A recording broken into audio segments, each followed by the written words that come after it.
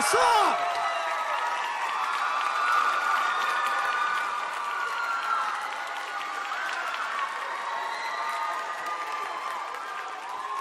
How you guys doing? I could just do that over and over again, just keep asking questions and have everyone cheer. So welcome to the panel, welcome to PAX. See, it works. Everything I say, everyone just cheers all the time. This is easy. You guys all enjoying yourselves so far?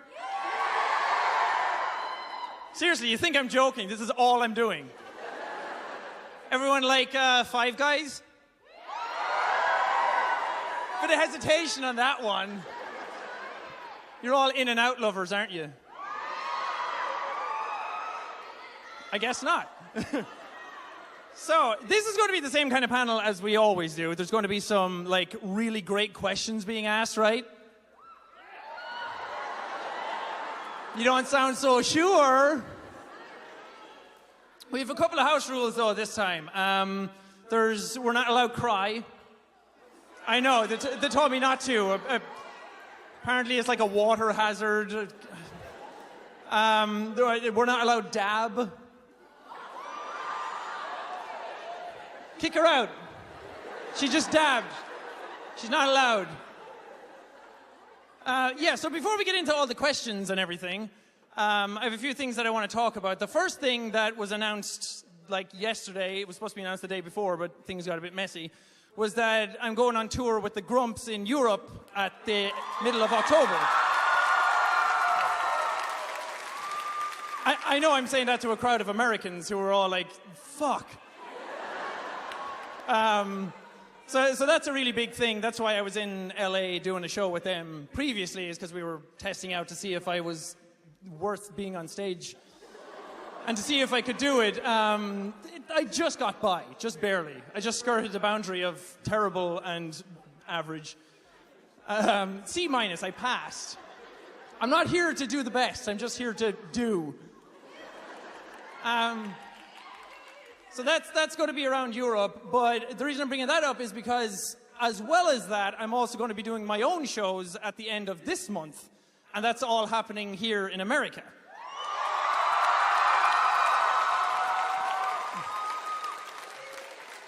We're not doing. I'm not dabbing for that.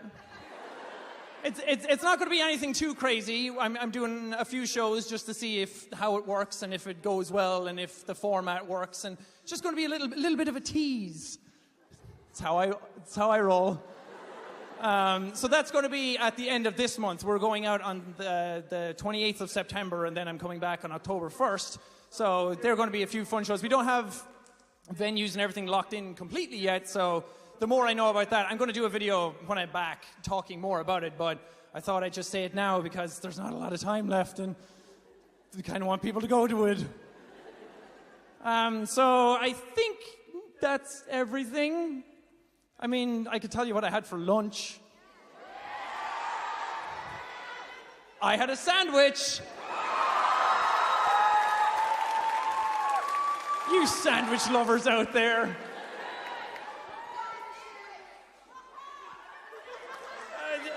Had bacon and egg and cheese on it. Yeah!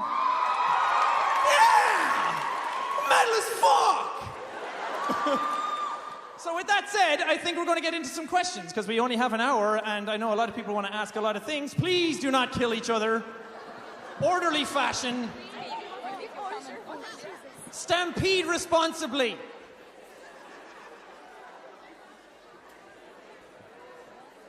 That's a cool outfit. Well, yours too, soldier. You're pretty good. But this guy is a knight.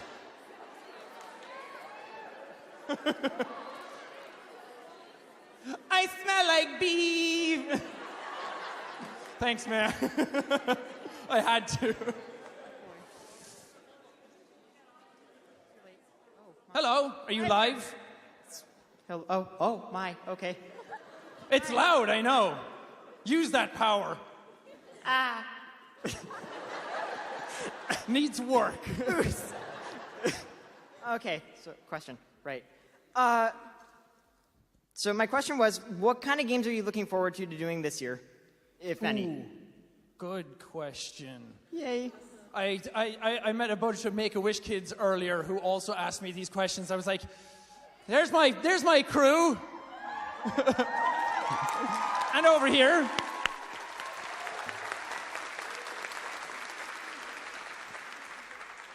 I actually don't know. What's coming out at the end of the year? I feel like Mario Odyssey I'm looking forward to playing, but I don't know if I'm going to like upload videos on it.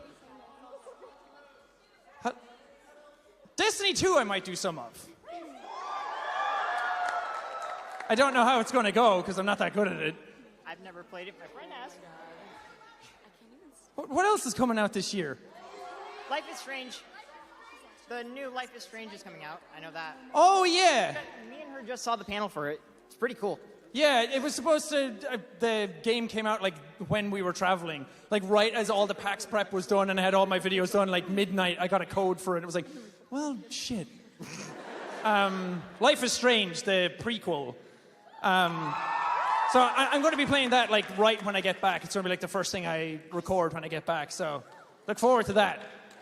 Have you played it? No, but I want to. Me and her actually watched it.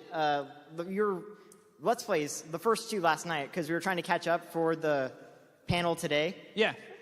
Didn't get to finish it, but we were watching you playing it, and I really, really want to play it. Because it seems so cool. I love the reverse dynamic. Yeah, it's really cool. The whole concept of it actually applies the butterfly effect. Yeah. Because Until Dawn wasn't bad, didn't really apply the whole butterfly effect, but this game actually applies it to where even the simplest action causes some of the biggest consequences. So yeah, it's a really, really awesome concept. Yeah, I'm really looking forward to that, so look out for that. Thanks, man. What's up? What's up? Okay, so my question was, what's the weirdest fan experience you've ever had? Oh, my sweet summer child, let me tell you a tale.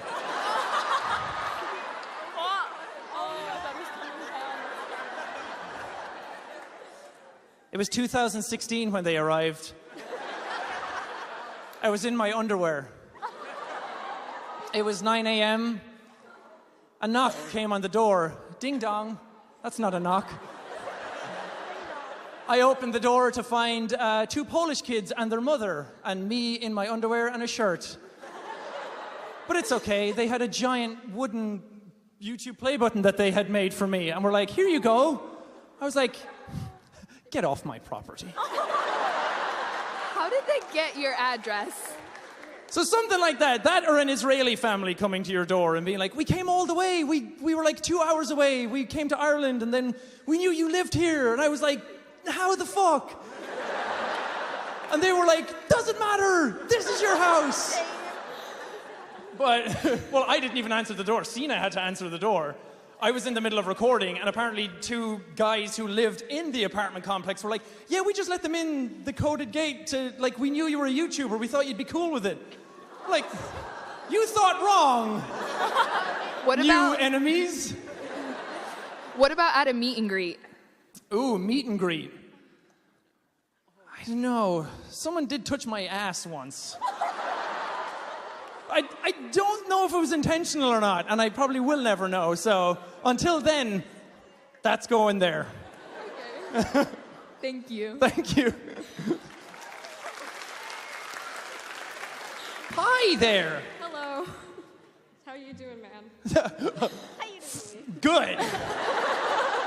Okay, I'm just extremely awkward. I'm sorry. I'm like. It's okay. Really bad. Okay.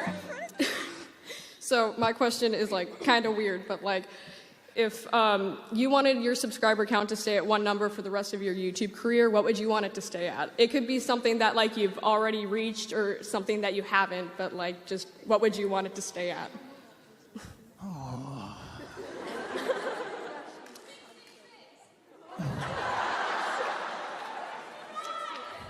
69 subscribers. I want it to be like one of those calculator tricks where it's like the subscriber number and then you look at it upside down and it says boobies or something like that. So every time it's like you go to VidCon, they're like, oh yeah, what's your subscriber count? And it's like, boobies. They're just like, I don't know what that means. I'm like, Okay. I don't know. I mean, numbers are one thing. You could say that they could say it 10, 50, or 100 million or whatever, but I don't know if there's any number out there that's like that means a certain amount to me. I'm just glad that there's people there at all and people watch and that it keeps growing the way it does and it's still something that I can do. So as long as it's there, I'm happy. I changed my answer, 420.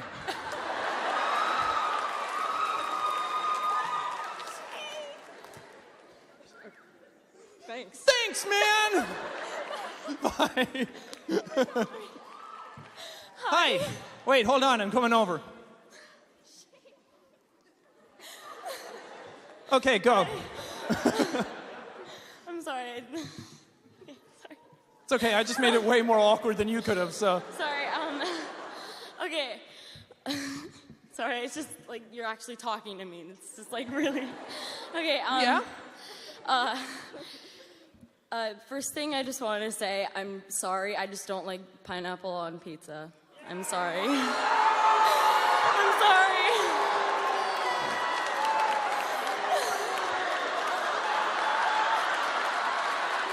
It's over, panel's over, go home. I'm sorry. Okay, I'm sorry. first of all, you're fucking wrong.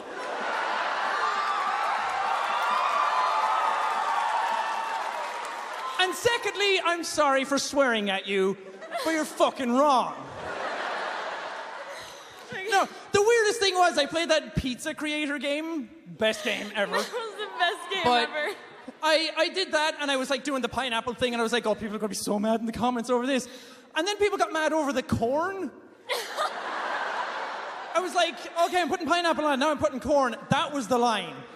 That was the straw that broke the camel's back. Everyone freaked out at me. It was like, you can't put corn. Jack, I loved you and I was okay with the pineapple thing, but the corn? Fuck you. I was like, I'm sorry. I was like, don't half of America like do the corn thing? And they were like, not on pizza. I was like, okay. That's my story. Not all stories are happy, okay? They don't all have happy endings. Oh, jeez. But it's fine. If you don't like pineapple on pizza, I still like you. That's okay. We're all accepting here. Oh, thank you. So my question is, when I grow up, I want to be a YouTuber like just like you. So I was wondering what editing software you use. Oh, well, first off, don't be me. Be better. The bar's not very high. But I used to use Sony Vegas for like the first 3 years that I was doing it, and I like Sony Vegas, but everyone was using Premiere, and they kept telling me to use it, and so I switched to that after a while, and that's what Robin uses to edit and everything. So it seems like everyone uses Premiere these days. So Sony Vegas is good at some things, like, as I was telling some people, like the timeline is better, and it's more intuitive. If you want to get into editing, I'd say start off with Sony Vegas, because it's a lot more user-friendly. So Premiere, once you get to know it, is a lot better, I think. So just use whatever you can. It doesn't have to be either of those. If you can only use a free movie maker or anything like that, as long as you're creating something, then that's all that matters. All right, thank you. No problem. Thank you.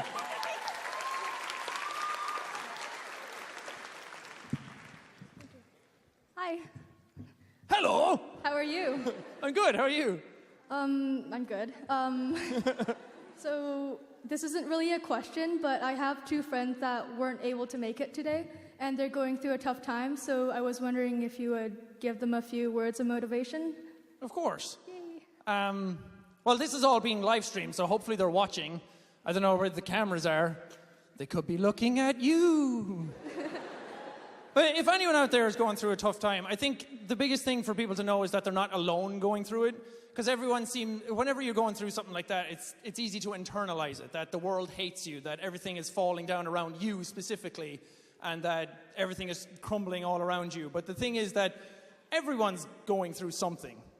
Some people are going through more, some people are going through less, but it doesn't make it any less worthwhile, like, to the person that's actually going through it. So just know that there's other people out there who are sharing in that experience with you, and there's always someone willing to talk. It might not be the people that you thought should be there to talk to you, like your family or your friends, if they don't want to talk to you about this stuff, but there's always someone. and to never be afraid to look out for professional help if you need it as well. It still kind of sucks that there's a stigma and some sort of a negative connotation towards mental health issues, and that if you're sad, it's like, well, just fucking be happy then. And that's not always the case. You can't always just fix it and flick it on like a light switch like that. So to just reach out to people. There's always going to be somebody out there who wants to talk to you or wants to help you. And if somebody else is going through it as well, you can share that some experiences with each other and know that you're not alone and that somebody out there will help. And that there's always going to be people out there around you that will support you. So it will get better. Stuff always gets better. So just take it one day at a time. Okay, thank you so much. Thank you. Hi. Hi. I'm really nervous. First off, I wanted to say thank you for everything. You've helped me through a lot. And I know you said don't cry, and I'll try not to. But just thank you for that. No problem. You don't need to thank me. Thank you for being here and watching it all. And the question is, if you had to change your name to something else, what would it be and why? Ooh. JackSepticeye. JackSepticeye? I change it to like Tiberius MacGuffin or something like that. Something that's like badass, so when they hear like Tiberius, they know like some formidable dude is coming down the hallway. But then it's like MacGuffin, it's like, oh, it's not that scary. Just like, or I want my name to be some sort of like paradox or something like that. I become Schrödinger or that's not a paradox, but. And one more thing, can you say hi to Alexis? Hi, Lexus. Thank you so much. I hope it's a person and not the car brand. No. You just have a sponsorship deal, isn't it? Yeah. It's like, say hi to Lexus, they'll give me a car. Yeah. But hi, Lexus, either way. Thank you so much. No problem, thank you. Hello. Hello. Oh my God. Okay, I'm gonna do my best not to cry. Okay. You got this. You're gonna make me cry. Okay. Shit. I'll stop talking. I got this. I got this. If you could switch, like, how do I phrase this? Let's see.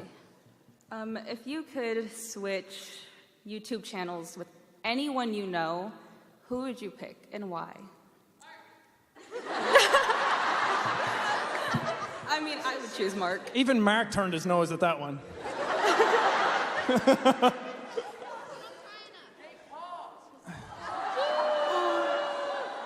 Good meme, bro. London is my city. That's actually a really good question. I've never been asked that before. I'm trying to think. It would probably be someone that is very knowledgeable or that does something completely different to the type of stuff that I do. I don't think I'm weird enough to be Vsauce. It's like, hey, Vsauce, Michael here. It works out. I don't know, I'm a big fan of like movie analysis kind of channels like Nerdwriter or Every Frame a Painting or... Stop yelling names at me! Or like someone like Captain Disillusion who are just like I'd want to be a channel that knows what they're talking about. Because I know what I'm talking about in some regards, but to just do something completely different and far removed from the type of videos that I do, it would be fun to try something like that, where you like spend months editing down one video and things like that and try and change up, not be on that grind every day. See, I couldn't be Jake Paul. So, I don't know, I don't know any YouTube channels specifically, but just something that's like the complete polar opposite of the stuff I do, just to see what it's like, and to just give it a shot. Yeah, that'd be interesting to see you do something different. It would be. Yeah. I think so. I think it'd be great. Thanks for answering my question. Okay, thank you. Hi, how's it going? Is that Amanda Daddy I see? It is. How's it going, Dad? Ooh. I'm sorry. Didn't mean for that to be weird. My question's actually going to be related to Dream Daddy. I unfortunately have not been able to watch the your whole playthrough of it, but my question is, who is your favorite dad and why specifically? Oh. Well, see, now you put me in a hole because I already went for Craig. Right. And he was one of the best ones. He was pretty good. You got to go shirtless with him in the woods and jump off waterfalls, which is pretty fucking cool. If it wasn't Craig, I don't know, because I don't really know their backstories. And some people said that, oh, Robert's is really good and Joseph's is really good, but I really wanted to like Brian.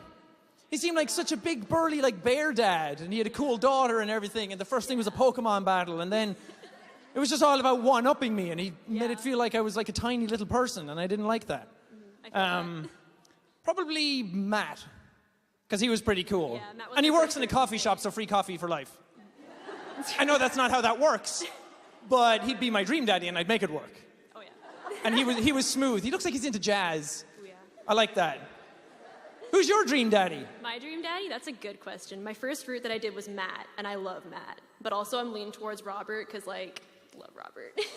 He's misunderstood. Yeah, true. There's a soft core in there. Yeah, exactly. He's very Through a lot of tender. razor blades and barbed wire, there's a soft core. Exactly.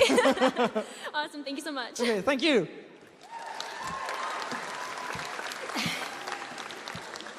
Hello. Hello. My heart is very pounding to finally actually talk to you, and I am very excited. Anyways, I actually have a question. Is what were you actually planning on like doing before actually finding about YouTube? Oh. Well, before I did it, I was because I've gone to college twice. So the first time I went to college was for music production and technology and that kind of stuff. And it was all about learning how to make songs and learning how to mix them and master them. But then there was also, it was like about running a studio. But at the same time, there was a lot of stuff in it about physics and circuits and those kinds of things, which didn't really interest me at the time. Still a cool subject to do, but I just wanted to play drums. I just wanted to smack things and record them. And yes. And then initially I was going to do something in that regard. And then I started going out with a girl from Korea. And then I was like, oh, maybe I'll go there and teach English. And then I needed a Bachelor of Arts to be able to do that. So I went back to college again and went for hotel management, which to me was easy. I was like, oh, that's no problem. But it's not. Good God, there's more to a hotel than you'd think. Now every time I go into a hotel, I'm like, I'm so sorry. The people behind the desks are like smiling, but I can see their soul dead behind their eyes. Sorry to any of you who work in a hotel, but you know what I mean. And also, there's this one more thing. I bet everybody's probably trying. I'm especially worried that you might not be able to do this, but I was wondering if I could actually take a selfie with you. So, that was my godmom, by the way. So. Oh, thank God she knows you. I just thought it was like the selfie fan club with like one person in the back. I'm not allowed like come off the stage to do things, but you can take it from there. Come on, for the birthday boy. I'm sorry. No. As soon as I break the rule then, because I broke my rule last time like so many times, yeah. And people are like, you're not allowed to do that, stop. No more panels for you, but if you can like put me in frame from there, I can do it. I'll definitely do that then. Plus this is being live streamed, so you can just watch back the live stream and I'd be like, birthday boy! Birthday boy! I don't know where the camera is. Oh, God dang it, here. What if you take That's my friend, by the way. Okay, you just know everybody in this crowd. Hey, I'm a guy who gets around. Ready? Smile for the boss camera. Thank you, Jack. Bye. Bye, thanks. Hi. Hi. How are you doing? I'm good. How are you doing? I'm fantastic. So my question was, Rick and Morty season 3. Yeah. It's like it's like halfway done, and I was wondering, what's your favorite episode so far? No spoilers. Well, Sadly, I'm not up to date on them yet. I know, I'm sorry. I've watched like the first 4 episodes this season, but the last 2 I haven't caught because Game of Thrones kind of took over. But now that that's over, I actually have more time to go back because I was trying to like prep for all this stuff, and then I couldn't. So I'll go back and watch them soon, but I really like the Pickle Rick episode. That's the best one, in my opinion. It's just, not only is the premise so dumb, but it just gets so weird. And it's like the quintessential like Rick and Morty type shit where just dresses up as a pickle with rat body parts around him. Yeah. And then kills things and just gets bigger and bigger. And then it like breaks it down at the end with like psychology. It's like, oh shit. It's like, that was deep. So probably that one. But who knows? Maybe the 2 episodes I haven't watched are like the best thing that someone has ever put on TV. The last Is 2 it? are pretty good. That's what people keep saying. So I'm looking forward to that. Yeah. What's your favorite episode? It's also Pickle Rick. Pickle Rick! Yeah. Yeah, thank you. Awesome, thank you. What's up, Blue Boy? Not you.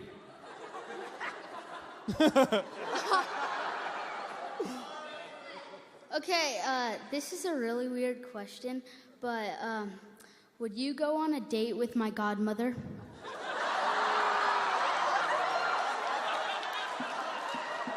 Okay, wait. Let's circle back to the weirdest fan interaction question. Because I think we have a new contender. Flattered. But I'm going to have to respectfully disagree and refuse. I'm sorry. I mean, I don't know what else to say. Is it the lady who yelled about selfies? Yeah. I mean, you do have that going for you, and it's hard to say no to that. Yeah, like... Did you know he was going to ask that question? Then a hard no.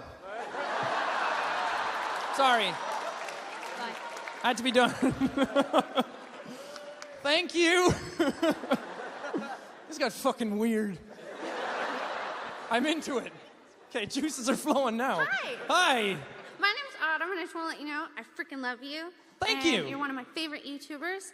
And my question for you is kind of a mix of 2. Is what is your best high school experience, and what is your worst high school experience?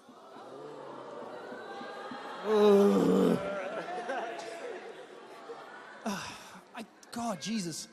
I kind of looked out in high school. I didn't have, like, many things go bad, but I also didn't have many, like, crazy cool things happen. I mean, one of the cooler things was going to Cologne for a trip. That was pretty neat. I got to hang out with my friends and travel Europe. Well, I mean, in hindsight, looking back now, probably one of the best things that happened was getting hit in the eye while playing football. Because that led to this. There you go. Okay, if not worst or bad experience, what about the most awkward? Ooh. Oh. There was a time I was in science class, and the teacher in the science class really liked me because she kind of knew my family before I came to school anyway. And there was like an experiment we had to do with yogurt. We had a fucking crazy science class. But she said there was a shop across the road from the school, and she was like, oh, can anybody go out and like get some natural yogurt? And I was like, a cute little boy from Ireland, had no idea what natural yogurt was at the time. I'd never tasted natural yogurt. And I was like 14. So that's weird. But then I was like, I put up my hand. She was like, of course, Sean, my favorite student, go out and get it. And I was like, cool, right, got it. Went down the aisle and like, look, fucking natural yogurt, what is that? And I was like, well, these have yogurt written on them. And this says like no flavors. And I came back and she was like, that's not natural yogurt. So like the whole class were just like, fucking idiot. It's like, how does he not know what natural yogurt is? So then she got somebody else to go do it, and they came back like flawlessly. Came back with 2 natural yogurts, just in case. Probably bought them with their own money as well or something. Well, they learned from you, so thank you. No problem. Thank you for bringing up horrible childhood memories. Hello. Hey, you're wearing Dream Daddy. Yes. Speaking of which, 2 questions, actually. The first one is, are you going to do a completionist route? And the second one, unrelated, favorite cheesecake from the Cheesecake Factory. Oh, shit. There's some cake at that Cheese C, bro. Yes. Oh, I can't even remember the ones I've eaten. I've gotten like 2. What cheesecake did I eat? Is there like a key lime cheesecake kind of one? Yeah. I think that one is my favorite one. Anything key lime is just, oh. But what about salted caramel? What about what? Salted caramel. Not much of a salted caramel guy. Really? Anything that gets caramelly or chocolate, it's like 2 bites in and I am ready to die. Understandable. Because once you hit that mid-20s, it's all downhill. Your digestive system just doesn't like you anymore. It's like I can't eat a whole bag of Haribo anymore without wanting to kill myself. I can relate. Just sitting on the toilet for a week. Too much information. It's not. I'm preparing you for a real-life experience. It's not too much if it's educational, okay? What was the first question? Dream Daddy, completionist route. Oh, yeah. Normal question. I'm not going to do a completionist route on it. Well, unless I do it like in a live stream or something, because I feel like there's a lot of game left in it, and people weren't super into it. Some people were like really, really into it, but channel-wise, a lot of people just didn't like it at all. And so I'd probably just do it on a live stream and just play it for a good few hours and get through it that way. But as far as regular videos go, I feel like the idea of the game is to find your dream daddy. And then for the playthrough, I actually found my dream daddy. So same with like the Telltale games, I got my ending. So I'm not really going to go back and finish it, because then it gets like a bit video gamey and I'm trying to game the system for the actual series. But live stream, I have no standards. So I will just do anything. All right, thank you. So I won't say no to it, but maybe. Thank you. You're welcome. Hey, man. Oh, what's up? Can you do your Happy Wheels intro? Okay.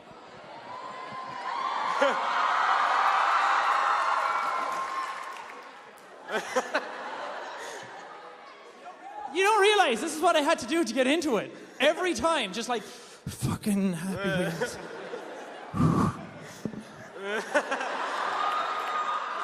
Okay. Top of the morning, you ladies. My name is JackSepticEye. Welcome back to Happy Wheels. I'm seeing spots now. Jesus Christ, that was a bad idea. Thank you. Thank you. I'm going to live a year shorter now because of that. Are you going on safari?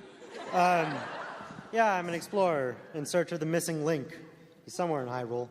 That's awesome. Yes, I know. And I have worse jokes to come. So I have a question and a joke. Which would you like? A question and a what? A joke. Oh, joke. Hit me. Okay. Knock, knock. Who is there, my friend? It's Knuckles. Knuckles who? See? Turned it around on you. I'm sorry. I didn't think this far.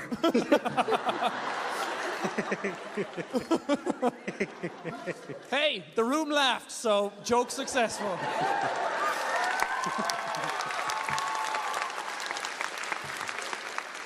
Right. And the question is, what is your favorite arcade game? Ooh. Oh, God. Does, like, Space Cadet Pinball for Windows count?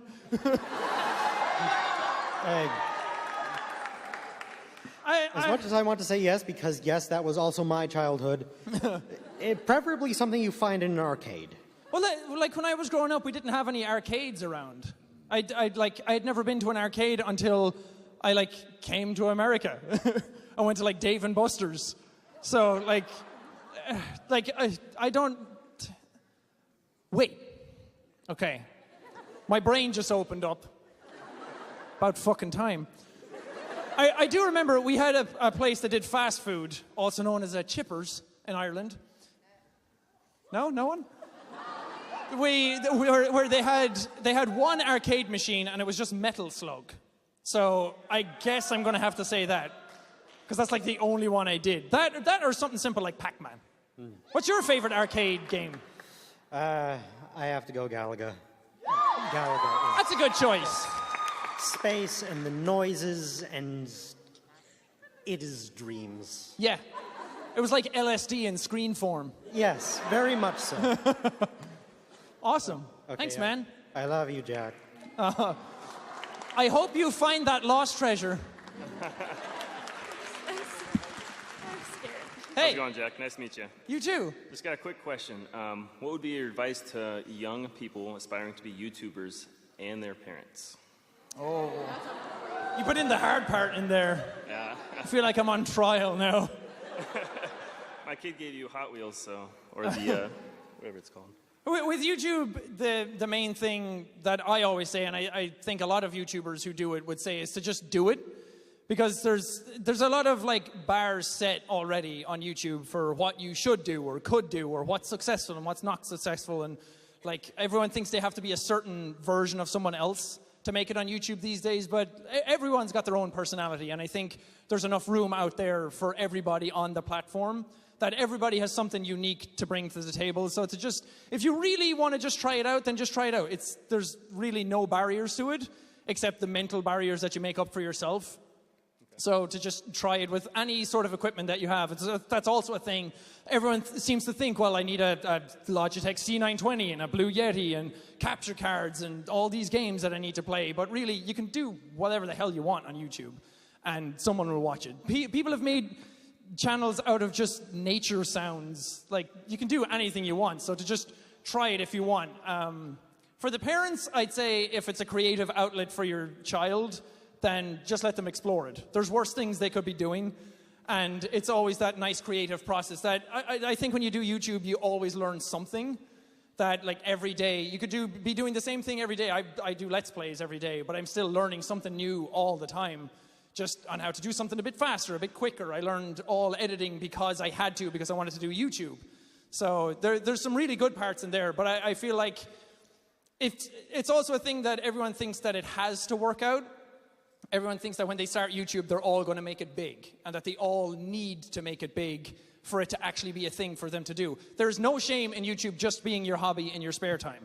There's no shame in it not being your job. Just because we do it as a job doesn't mean everybody has to do it. So just have fun with it. Just mess around with it and do whatever you want and just go for it. Okay, thank you. Thank you.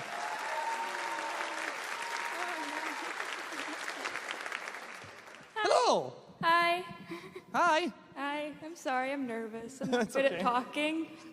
But my question is, what do you do to keep yourself motivated even when you're not motivated? Ooh, that's a tough one. As I said before, I think every YouTuber kind of goes through the same motions now and then. That when you do the same thing day in, day out, it's very, very easy to get demotivated from what you're doing. Because like it all starts off and there's that burning fire passion in you to do it. And then after a while, when you do it so much, that kind of fades away and you kind of become complacent. And that, like, there are days when I wake up and I'm like, I really don't want to record anything today.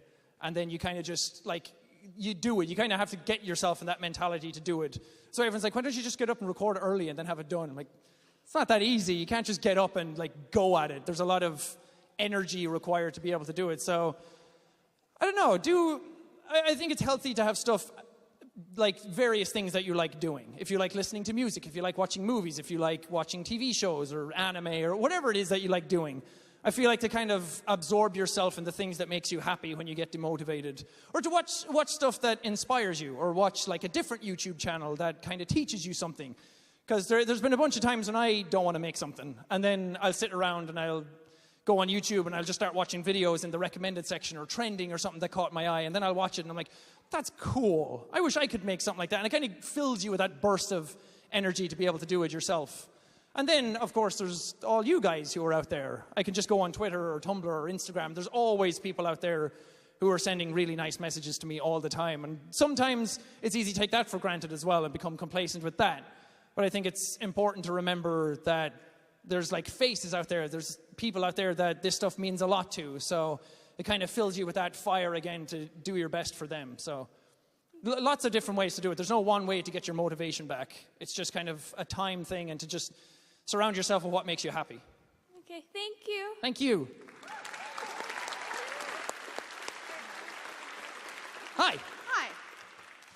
So thank you so much for one.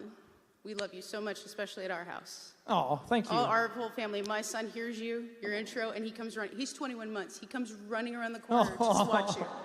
That's adorable. It is super adorable. I'm waiting for him to do the intro just when he gets a little older. But anyway. That's either going to be super awesome or the day Art died. I lean on super awesome. I would lean that way too. No, but you inspired my husband and I to start a YouTube channel that we get to do together, and that actually has brought us even closer together as cool. husband and wife. So thank you so much for that. Don't thank me. Good job. Thank you. It's hard with the little one, but you wait till I go to bed and then you can do it. My question is how are you able to enjoy a PAX, not just by a panel, but being able to go see the booths? Do you get to do it at a different time to go? Because I guess I kind of like to see you enjoy the PAX too. I mean, yeah. Get bombarded. Well, thankfully, when PAX opens up, the first day of every PAX, there's a media hour. So there's like an hour before the doors open for the public that you can go in and enjoy it, and there's just journalism and news outlets and YouTubers and people get to go around as well. So we went around today, and I bought like half a booth's worth of like vinyls.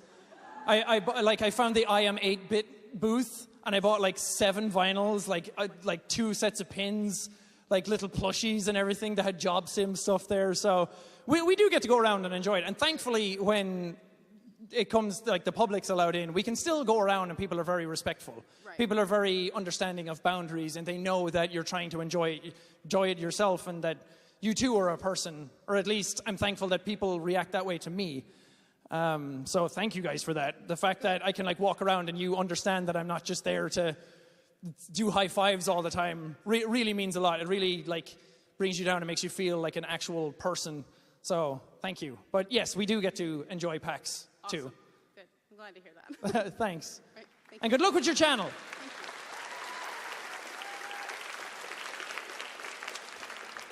Hello. Hello. My question was, if you could choose to be any character in a musical, who would you choose? Oh, God. Now you've put me in a bind because I've seen, like, no musicals. Or movies or TV shows. Oh, God. Yeah, everyone's still at me to watch Hamilton or listen to Hamilton. I'm like, do it. Sorry. I don't know. Someone just say Will Ferrell.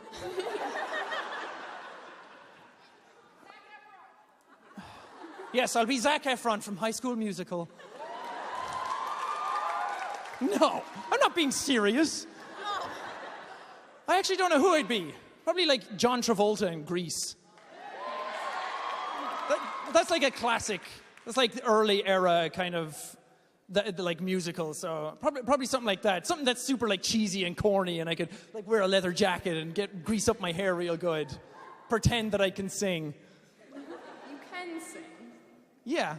No. Yes. Not really. Well, thank you. Thank you. Hi, Jack. Hi. I was wondering how awkward it is for you to film anti-scenes. Oh boy.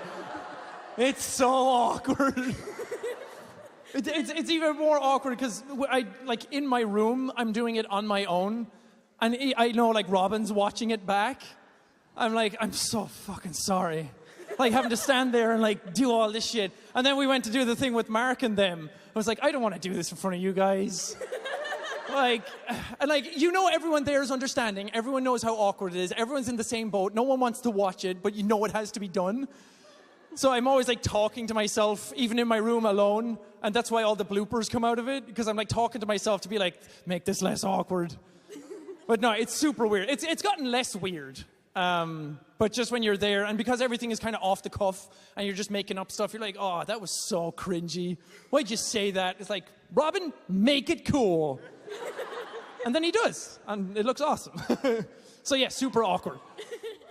But that's part of the fun of it, I think. I think if it was super serious and I was like method acting, then it would ruin the fun of it. I think some of the fun is going back and realizing that like it's all an act kind of thing, and that it's like polar opposite kind of personalities. I think that's what makes it work and makes it fun to record. Thank you. Thank you.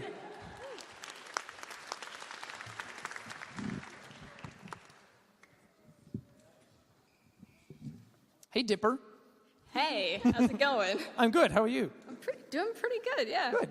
So my question is, I just took a DNA test, and I found out that You are the father. Yes, I'm sorry. I need to come. You should go on Morty. Anyway, well, I found out that I'm actually like a lot Irish. And How no much? one had ever, 21%, which is a lot more than I expected. You're about a third the percent that I am Irish. Yeah, I know. But I just need some advice onto how to embrace my Irishness, my newfound Irishness. First rule of Fight Club. All right. Forget everything you learned before. All right. Life is a lie. Go back and live with stone tools and no color television. That sounds great. Live in the woods. Sweet. Whenever you get a headache, whiskey helps. I am 18. Drink Guinness for breakfast, lunch, and dinner. And then when you feel like you've had too much Guinness, drink some more. Great, great. Hate yourself. I Talk already about do. the weather. For some reason, we talk about dead people a lot. Yeah. Like when Irish people meet each other, it's like, Jez, how's it going? Jez, not too fucking bad. Like, great weather we're having. It's like, not really, but sure, trucking along. And everyone's like, do you know who died? Did you watch the obituaries last night? It's like, okay. And that's how we bond. We just get together and talk about who's dead. Yeah, I feel it. We have like a morbid fascination with it. It's like, guess who's dead? And I'm not. Always hated that bastard anyway. Irish people are like the most passive-aggressive people you'll ever meet. It's like something will happen great for someone, and it's like, oh, isn't it fucking great for Joseph over there? Bet he's having a great time with that newborn child. It's like, just be nice, just be happy for Joseph with his newborn baby. Yeah, just gotta be happy. So yeah, just be miserable. Yeah, I think I can deal with that. I can deal with that. Hate your culture, hate your life, move away, and then get a better life. I don't know. I'm like the worst Irishman ever. Everyone wants to learn about like Irish culture, Irish food. We don't have any. Oh. And then they're like, oh, what do you drink? And I'm like, I don't drink that much. Like Budweiser? And they're like, fuck off. Oh my God. So you're asking the wrong man. Well. I left Ireland. What do I know? Thank you. Good question. I'm only 62% Irish. What am I supposed to know? More than me, I guess. Thank you.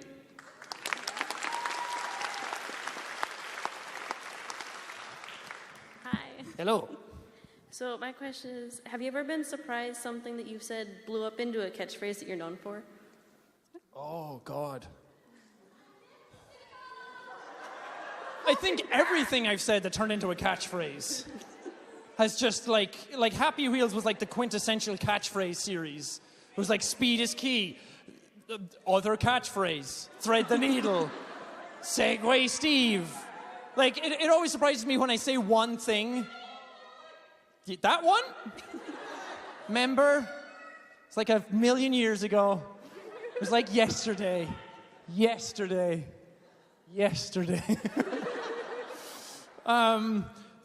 Not so much a catchphrase. The thing that surprised me was because everyone loves to make egos out of everything, like Chase Brody and Antisepticeye and all that stuff. What surprised me was that we did PUBG with zombies, and I did a thumbnail of me as a zombie. And then everyone was like, it's Rob Zombie, his new ego. Like, it's a thumbnail. Why wasn't that picture of me with a pirate ego? Like, what's happening? That one time I said, I hate my life, I wish I were dead. That turned into a catchphrase for some reason. That was a weird one. No, the one that really surprised me was, I said something one time in a live stream that I was doing, just a random Q&A one, and I said dreams absolutely come true, but they take time, dedication, and patience. And that was just something that I said. And then all of a sudden, it was like the Forbes quote of the day at one point. I was like, what? I was like, how did you even find that? I don't even know where that's from. And then everyone was like quoting it at me. I was like, nailed it. Totally meant that. Because, well, it was cool because it wasn't something that I read somewhere. It wasn't something that I heard somewhere else or I read in a fortune cookie. It was something that I just said in the spur of the moment from my own brain.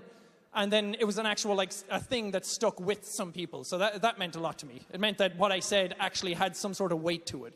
So I really liked that, so. Thank you. Thank you. Hello. Hello. Hi. First of all, just going back to the JackSepticEye thing, thank you just for being awkward because the bloopers made me laugh for about 2 hours. So thank you. Same. And also my question was, like, since you've spent so much time with video games, if you were going to make one, what would be like the style or genre or something? Like, what environment would you want to create if you make a video game? Like hardcore Tetris. Nice. like every time like a block comes down, you have like a VR device with like nails coming down. And like every block that lands, it's like, is a nail going in your finger? Choose wisely. And then you clear a block, and then all your fingers get chopped off, so it's like reverse Tetris. And I'd call it like Saw 7 or something like that. No, serious answer. I've always been a fan of open world games or stuff that you can just kind of get in and mess around with. I love games that have like a linear narrative, and you get to experience like a roller coaster type of thing, kind of like an Uncharted game. But for me personally, I like the games that you can kind of get in and mess around in yourself. And I've always liked big monsters as well. I think that's why I like Shadow of the Colossus so much, because it has both of those. So I've always kind of thought of a game like The Last of Us, where like it's an apocalypse, but it's an apocalypse created because of giant monsters or something. And then as you're going through a city, this game is absolutely unfeasible, by the way. It can't be made, because I'd want like random like giant creatures to come through like Cloverfield and just like knock down buildings. If they can make Pacific Rim, they could probably make that. Yeah. Something like that. But I like the idea of like man versus giant, and then you're fighting like regular enemies through the apocalypse, scavenging for resources. But then when a giant monster shows up, you can kind of like cooperate with them, and everyone kind of has a ceasefire until the monster passes, kind of thing. I don't know. It's dumb, but it's just something that's always kind of stuck in my head. I don't know how that's made, because it has like open world, full destruction with giant monsters and like instanced combat and everything. It's just... If any developers are out there, hit me up. Yeah, absolutely. Or steal the idea and make it. I don't care. I want that game. Yeah, and thank you so much for just making everyone's day a little brighter. So Aw. thank you. We love Thank you. Okay, I have 8 minutes. Okay. My name's Tekka, and Hi. I actually want to represent several people that I've known, that I've met through creative endeavors, and they wanted to say that thank you for helping them smile when they didn't think that they could anymore due to emotional and mental illness and all of those things. That's So very sweet. Thank you. I wanted to say thank you for them and thank you for me. I wanted to ask, what was it like experiencing when you were able to open up on who you were on your channel instead of trying to fulfill a certain quota in your channel on what viewership you think you needed? I think that's when everything kind of took off. Because when I started off doing YouTube with the, hello, all you beautiful people out there, I was like, I think at that point I was trying to be something that I wasn't. I was trying to be somebody else because I saw so many other YouTubers do it. And I was like, I need a catchphrase. I need a voice. I need all these different things. And I think it was when I kind of broke away from that, which it didn't take that long. I started to realize that if it was ever going to work, I might as well... Because at that moment, I didn't think I was going to do it as a job. I didn't think it was going to take off or anything like that. So I thought, well, if I'm going to do it, why am I trying to make it happen like that? I might as well just do it because I like it. So then I just opened up more as who I was and started falling more into my actual personality instead of doing the one I thought everyone wanted. And then, like, as things went on, I've always been very honest and open about things in my life to whatever extent I can be. So sharing stuff about my childhood or people in my family or things that have happened and trials and tribulations through the years, it's always really nice because, as I said earlier, there's always somebody out there who's gone through similar things. And when you do YouTube, when you have such a large audience, I think there's kind of a responsibility to do good with it. That you could make millions of dollars, you could do whatever you want and get Lamborghinis, and that's all cool. And if that's what you want to do, that's fine. I'm not going to judge anyone for that. For me, that didn't fit. So I always wanted to kind of give back and share in my experiences because I knew there was somebody out there probably who went through similar things. And then when they hear somebody out there has done the same thing and they still did something that was successful, that they can do it. So I think it's always been important to kind of be open and share with the audience. Not too much. Obviously, I still have my own secrets. I still have stuff that's happened in the past that I'm never going to talk about. But if I can open up and have people... Because it's also, people see you more as a person if you actually have a personality and some stories to tell. If you're just there for entertainment, I feel like they see you more as an entertainer rather than a human being. So, I don't know. I've always liked kind of grounding the situation and keeping everything kind of more low-key and not drifting off and floating away from everybody. Well, I deeply appreciate you acting as a real human being for everyone else. Thank you. And I thank you guys for treating me like one.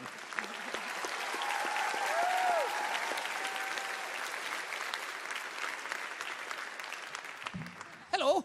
Well, hello. Hi. All right. I was at school one day. And my friend was like, hey, you should watch JackSepticEye. I'm like, cool. I put in my headphones. I went to a study hall. First mistake. And then I started watching Welcome to the Game. Oh, God. And then you hit the jump scare, and I screamed bloody murder in front of a bunch of poor, unsuspecting students. So with that being said, what is the most mortifying thing you have ever done in a quiet room? Ooh. I did say I still have my own secrets. I mean, technically every video I record is something mortifying in a quiet room. I do bring the noise, though. Oh, Jesus. I don't know. Probably that time I played Minecraft. I knew that'd piss off some people. I don't know. I don't do many mortifying things when I'm on my own. I mean, probably danced to something that I wasn't supposed to after coming out of the shower and just like shaking around. I'm sure some neighbors somewhere saw that and then installed blinds. I don't know. I feel like that's a question that needs to be answered at another time when I actually have time to think about it. Okay. Sorry, I know. Blue balls. One more thing. Sure. Could you say hi to Lauren for me? Hi, Lauren! Where is she? She's in Kirkland. Okay. Studying, being more productive than I am. Hi, Lauren! I'm sure she heard it. Thank you. Thank you. Okay, we have time for one more question. We got 2 minutes. Hey, Jack. Hi. I love watching your videos, and I wanted to know what's the your favorite game you've recorded and uploaded on your channel? Ooh.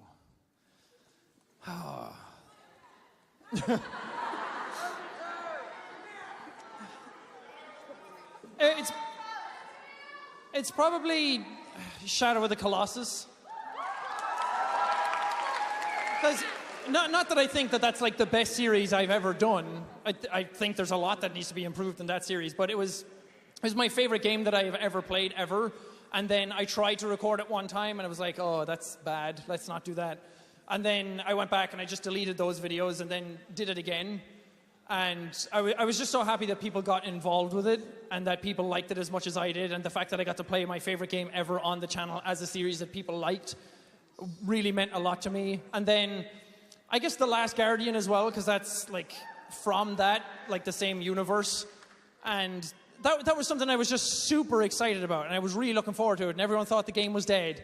And then it finally came out, and I was uploading it regardless. If it got 10 views, I didn't care. I was just uploading it. And then everybody loved it just as much as I did. And then people were sending me fan art and plushies and everything of me and Trico together. And I just love that series. It has a special place in my heart. So probably The Last Guardian, I think. Thank you.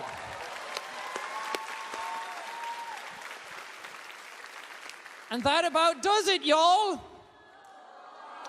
I know. You all want to sing the Bear in the Big Blue House outro song? Goodbye, goodbye, good friends, good... No, we're not doing that. Thank you. Love you too, random citizen. Before I go, I just want to say thank you guys still for coming out to these types of things. Like even after doing this for like 5 years, it still blows me away that there's a whole room full of people who are willing to sit and listen to you. Like I could get up here and literally do anything that I wanted and people would still enjoy it, and that blows my mind. So just thank you all so much for not only being on the channel, but actually coming out and traveling and like spending your time here in this room to do these types of things. This is like my third ever solo panel to do, and it's still super weird to do, but it's like they're the most fun kind of thing to do, I think. That, I don't know, just thanks.